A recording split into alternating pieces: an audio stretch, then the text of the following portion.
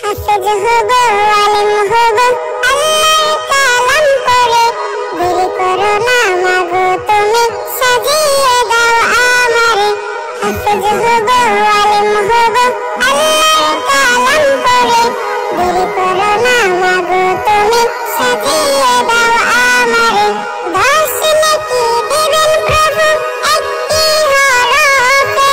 হাজার হাজার হরফ আছে পবিত্র কুরআন